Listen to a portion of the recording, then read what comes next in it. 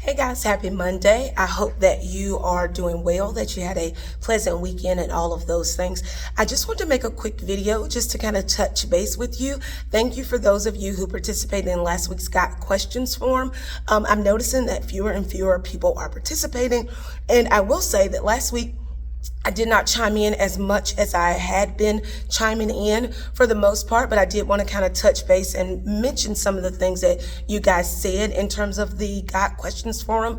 I noticed that several people pointed out that you were not so much a struggling writer because of your ideas, but a struggling writer because of things that are related to grammar, punctuation, word choice, sentence structure, things like that. So I just want to remind you that all of those things are fixable, right? So all of those things are things that you can still address. The reason why we're going over the grammar topics is so that you can apply those things to your writing. So if you notice that you really struggle through the fragments and run-ons, when you're writing your papers and you're proofreading and editing and revising, that's one of the main things that you want to make sure that you focus on. Are all of my sentences complete and correct? So I always like to encourage folks to really kind of recalibrate your mind to think, okay, I'm not a bad writer because of grammar, because grammar is fixable. I've said it before and I'll say it again.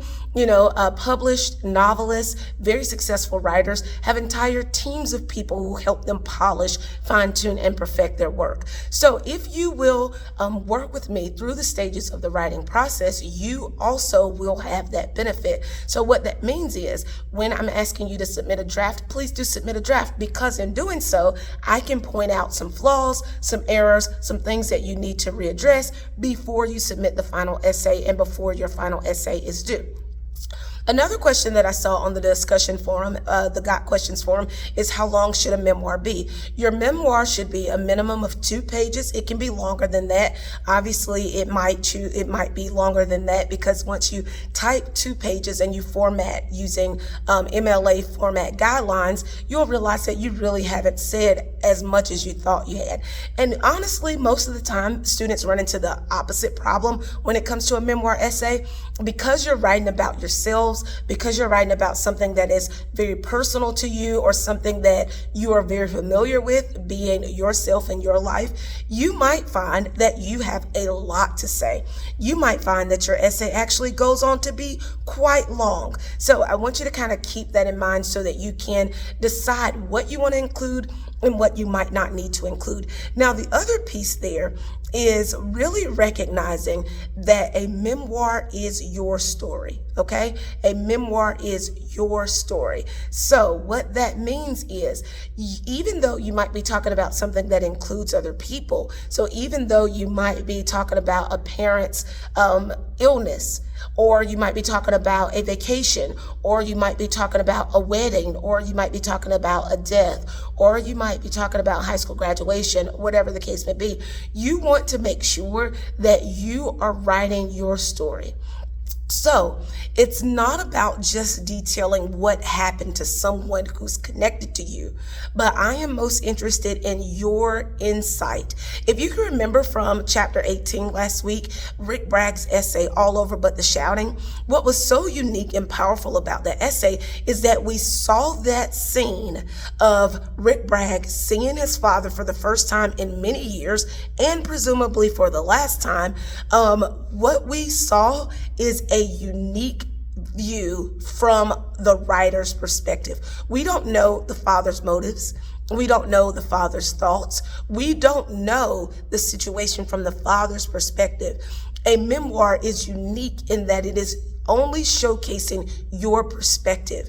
Now, are there other details that Rick Bragg could have included? He could have told us what he was thinking on the drive there. He could have told us what he was thinking on the drive home. He could have told us what his home life was like, what his mom thought, what his brothers thought. There are a lot of things that he could have said, but instead, he narrowed his focus. His focus was on this interaction, the couple of hours that he spent with his father for the first and last time in a long time, okay? So he did not include any extra unnecessary details. So I want you to kind of keep that in mind.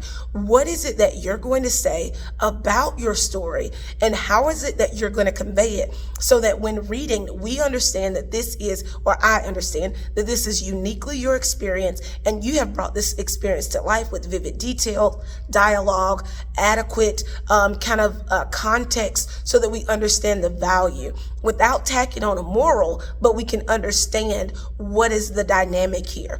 Rick Bragg didn't say, so the moral of the story is, but in the end, when he talked about still being stuck between forgiveness and hatred, that's something that we can understand. That's something that we can connect to. Those are emotions that have value and weight and that people can identify with. So I really want you to think about how. Right? Really think about the rhetorical process. How is it that you can best convey what it is that you want to convey? How can you connect with your audience? What is the tone that you want to use? Your memoir should not be a list of details describing a day. That's what it should not read, like an agenda. It should not read like this is what happened first, second, third, but really, how can you evoke emotion? How can you make it so that your reader feels as though he or she is immersed in the experience right along with you, that we see and we feel what it is that you are writing about, okay? So I want you to kind of keep that in mind. Now, the other thing that I want to say just in this quick update is that this week I will be updating any grades that you have, anything that required manual grading. I'll be updating those, so please do be patient. Hopefully by Friday you will see an accurate and complete version of your grades. I know that when you take your grammar quizzes, those grades are automatically generated, but other things that are not automatically graded, I have to go in and do those. So I'll be working on those this week.